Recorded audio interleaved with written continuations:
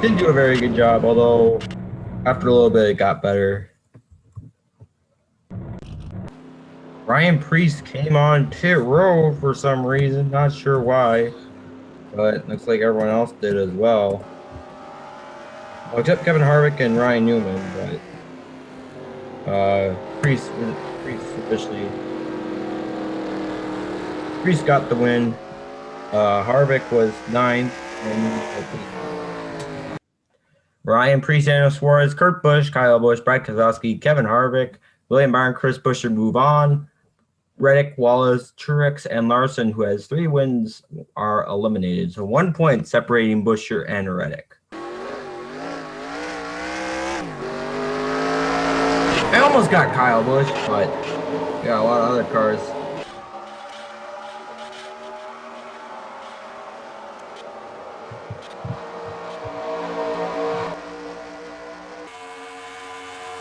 Kyle Busch won at Texas. I was a bit late on this one, but you know, the first half doesn't, or some cars got by. But the man himself said.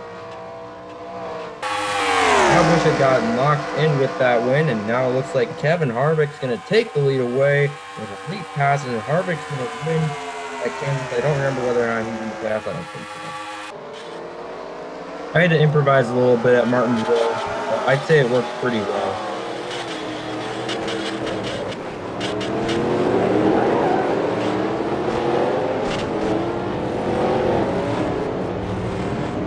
Kevin Harvick held off Tyler Reddick to win, and he was in the playoffs, so he will make it to the championship war along with Kyle Busch and 2 others. Find out who they are. So Kevin Harvick, Kyle Busch locked in on wins. Ryan Priest advances by 14 points, and Chris Buescher by 3 points. Byron, Kurt Busch, Suarez, and Keselowski caught up to a bit. Are eliminated. So Kevin Harvick, Kyle Busch, Ryan Priest, Chris Buescher will be battling for the championship at Phoenix. Let's see who survives this wreck. I did this on lap 1 because they're bunched up better. And oh my goodness, Kyle Busch is involved.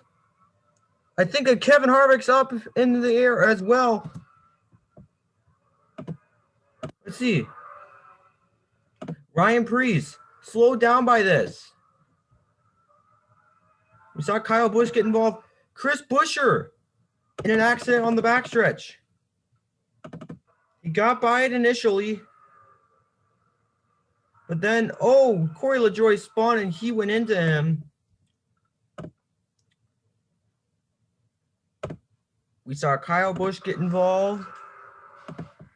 And then where was Kevin Harvick? Oh no, Kevin Harvick totaled. See, there's Ryan Priest. You saw him. And there's Kyle Busch. I think Priest has a bit more damage. White flag, 1 lap to go to the side of the championship. Kyle Busch 10.4 seconds back. Priest 13.08. There they go through the smoke. Busch gets into the wall a little bit, and Ryan Priest is going to come to pit road, and Kyle Busch is going to come through turns 3 and 4 and win the Lepaged Cup Series championship. Kyle Busch, your champion. And I believe Michael McDowell won the race. So congratulations to Michael McDowell.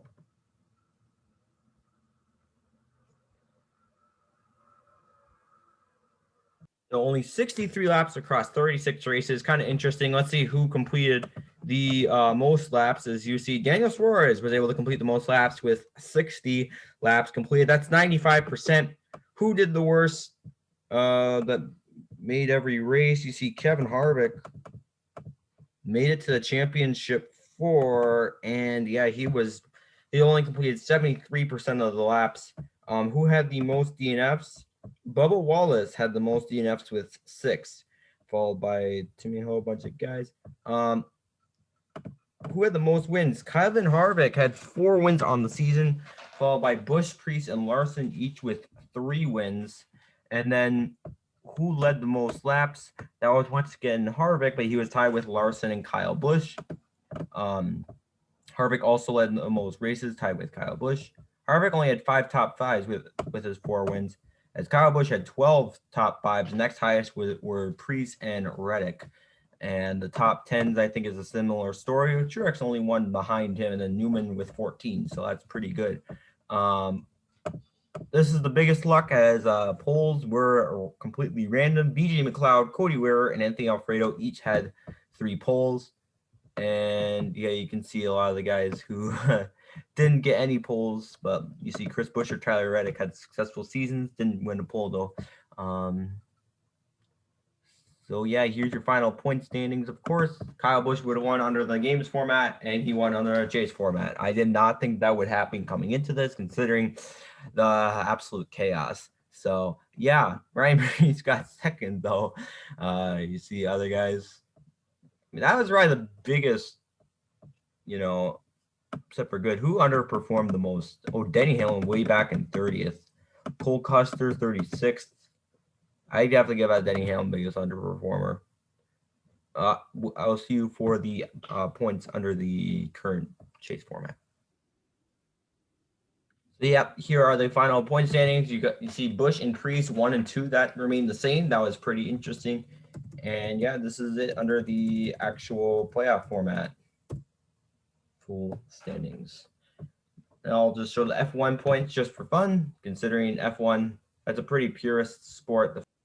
So basically, you had to finish the race and get a top 10 to get points. No one had 1 point. Can you get 1 point for finishing 10th? I think so. I don't know. Anyways, Joey Gates did not get any points in 12 races. And then who? Chase Elliott had the least amount of points of a driver that finished every single race, tied with Joey Logano. Neither of them got a win. Lowest driver to get a win was Cole Custer. Highest driver without a win was Ryan Newman. As yeah, Kyle Busch would have won that as well. Reddick would have been second over Larson. That was pretty close there. And Preece actually would have fallen out behind Larson at the end there. Although, hold on. Yeah, I assume. So, interesting. This actually had more DNFs calculated. 15 for Kevin Harvick. Shows more DNFs than the actual game. 17 for Haley and Dylan. So that'll be it for the series. I hope you guys did enjoy this. So yeah, that's all that I have. I'll see you in the next series.